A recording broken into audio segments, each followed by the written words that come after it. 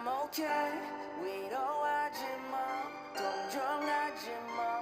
곁에 있어줄 필요 없어. 괜찮은.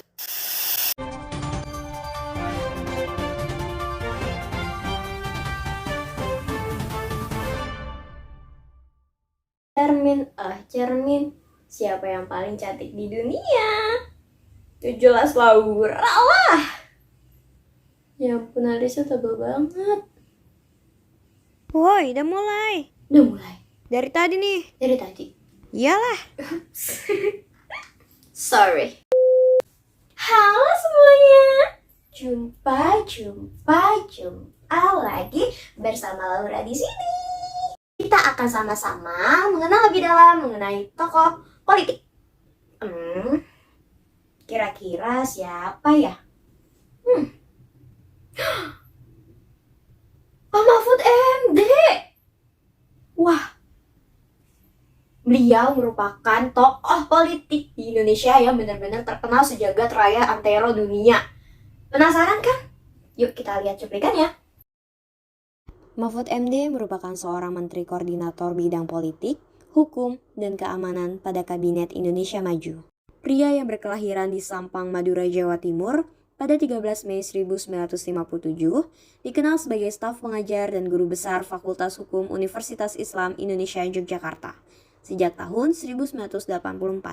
Selain itu, beliau juga masih aktif mengajar lebih dari 10 universitas lainnya pada program Pascasarjana S2 dan S3.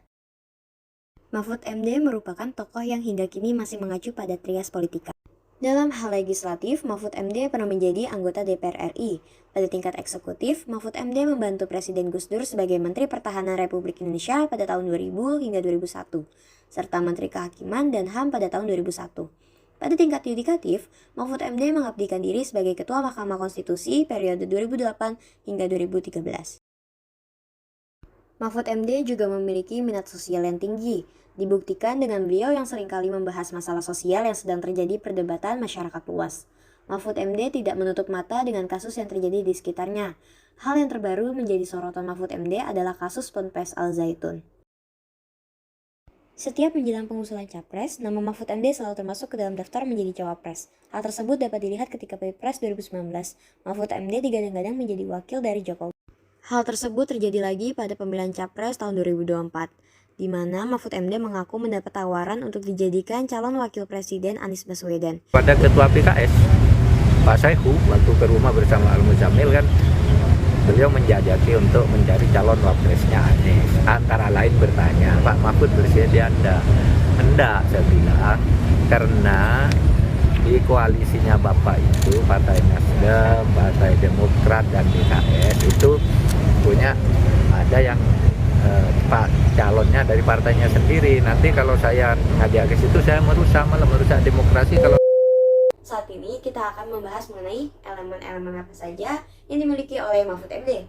Elemen pertama, intelektualitas. Selain menjadi menteri, Mahfud MD juga menulis beberapa buku, diantaranya Politik Hukum di Indonesia, Setahun Bersama Gus Dur, dan Perdebatan Hukum Tata Negara. Menulis buku merupakan agenda rutin yang dilakukan oleh Mahfud MD. Elemen kedua, moralitas, di mana Mahfud MD dapat membedakan mana yang buruk dan mana yang baik.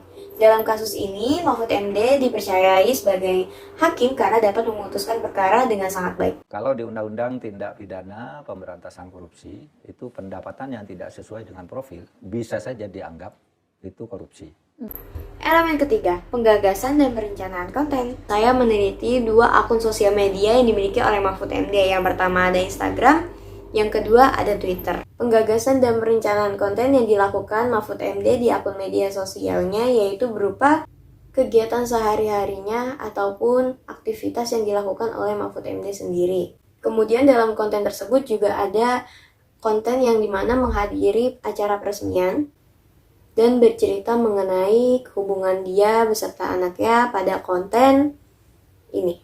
Elemen keempat, perbaikan pemasaran konten. Menurut saya, konten yang disuguhkan di akun media sosial Mahfud MD sangat monoton karena hanya berputar pada hal-hal itu saja.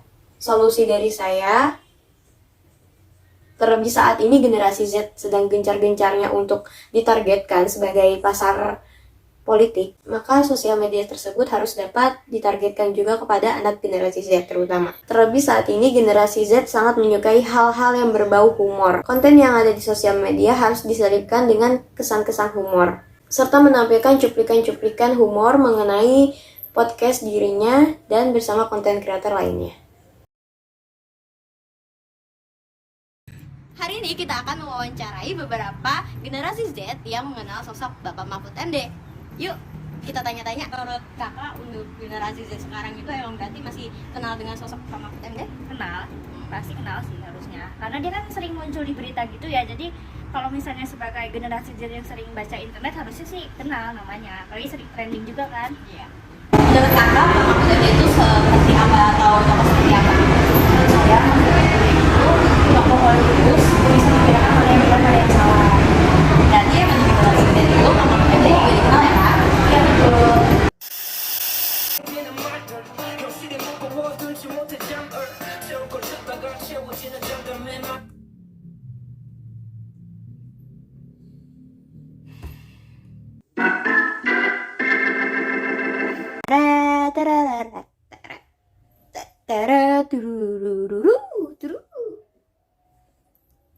Assalamualaikum Ibu, saya Veronica Wulandari dari 0802 521061 kelas PR 21B. Terima kasih sudah menonton video saya.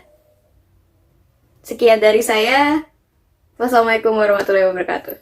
Sehat-sehat Ibu, bye-bye.